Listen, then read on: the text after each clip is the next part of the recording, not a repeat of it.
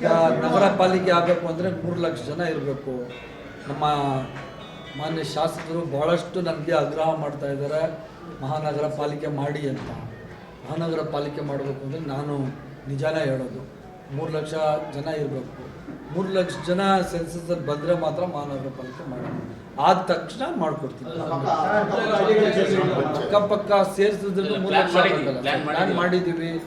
ನಮ್ಮ MLA ಅವರು ಭಾಳ ಕೀನಲ್ಲಿದ್ದಾರೆ, ನಮ್ಮ DC ಅವರು ಅದರಲ್ಲಿ ಭಾಳಷ್ಟು ಉತ್ಸುಕವಾಗಿದ್ದಾರೆ. ಆದ ತಕ್ಷಣ ನಮ್ಮ ಜಿಲ್ಲೆ ಅಲ್ವಾ, ಈಗ ನಗರಸಭೆಯನ್ನು ಮಹಾನಗರ ಪಾಲಿಕೆಯನ್ನಾಗಿ ಮಾಡಲಿಕ್ಕೆ ಅಧಿಕಾರ ಇರೋದು ಅರ್ಬನ್ ಡೆವಲಪ್ಮೆಂಟ್ ಮಿನಿಸ್ಟ್ರಿಗೆ, ನನಗೇನೆ. ಸೊ ನನಗೆ ಅದು ಖುಷಿಯಾದ ಕೆಲಸ. ನನ್ನ ಜಿಲ್ಲೆಯಲ್ಲಿ, ನನ್ನ ಉಸ್ತುವಾರಿ ಜಿಲ್ಲೆಯಲ್ಲಿ ಮಹಾನಗರ ಪಾಲಿಕೆ ಅಂದರೆ ನನಗಷ್ಟು ನಿಮ್ಮಷ್ಟೇ ಖುಷಿ ನನಗೂ ಸಹ ಆಗ್ತದೆ. ಅದು ಬಿಟ್ಟು ಅದಕ್ಕೆ ರೂಲ್ಸ್ ರೆಗ್ಯುಲೇಷನ್ಸ್ ಇದೆಯಲ್ಲ, ಅದನ್ನೆಲ್ಲ ನಾವು ಮಾಡಿ ಮಹಾನಗರ ಪಾಲಿಕೆ ಇಲ್ಲ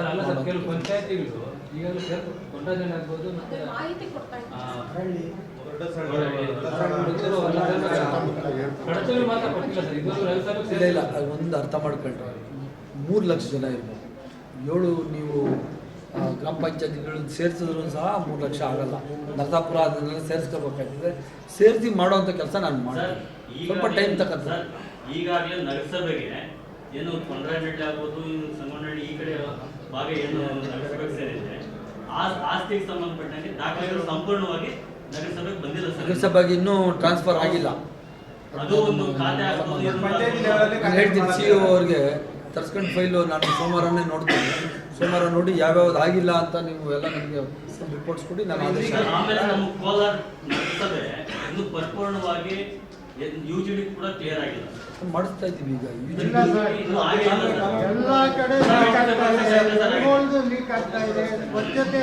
ಗೋಲ್ಡ್ ಇನ್ನೂ ಸಪ್ಲೈ ಸ್ಟಾರ್ಟ್ ಮಾಡಿಲ್ಲ ಅಣ್ಣ. ಯಾವ್ದು ಹಣ ಇಲ್ಲ, ಯಾವ್ದು ಹಣದ ವಾರ್ಡ್ ನಂಬರ್ 16 ಪಕ್ಕದಲ್ಲಿ ಇದೆ.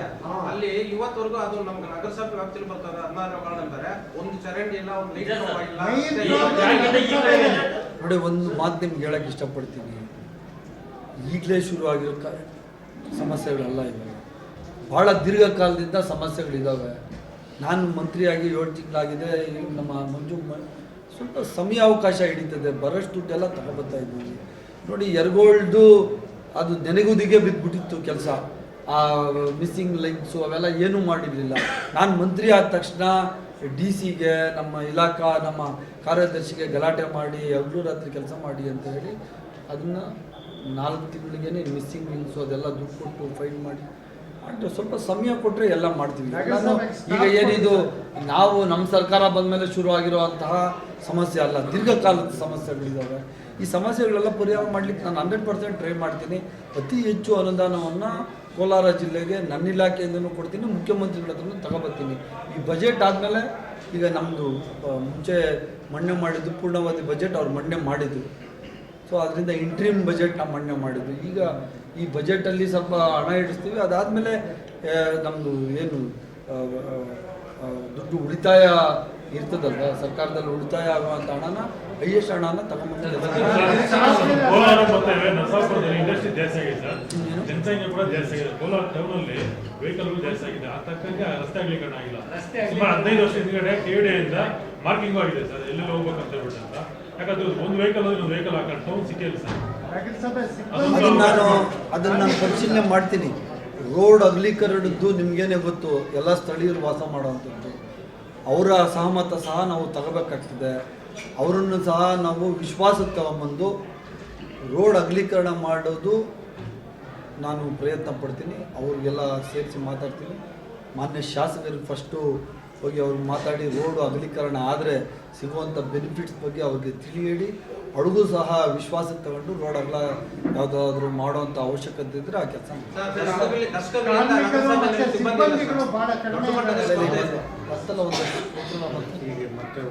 ರಿಕ್ರೂಟ್ಮೆಂಟ್ ಮೊನ್ನೆ ಲಾಸ್ಟ್ ಟೈಮ್ ಎಷ್ಟು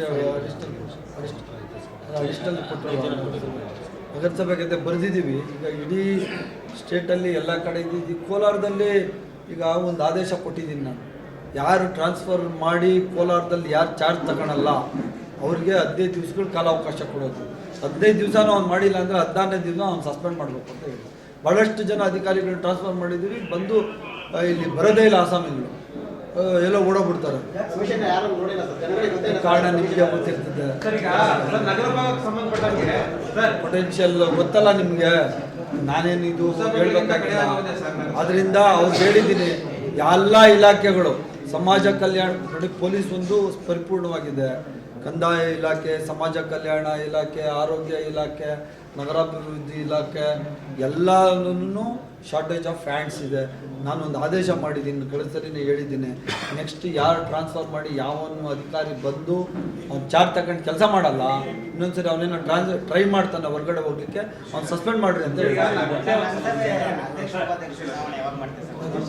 ಕೋಲಾರದಲ್ಲಿ ಸರ್ ಕೋರ್ಟಲ್ಲಿದೆ, sir court, sir the matter is in the court.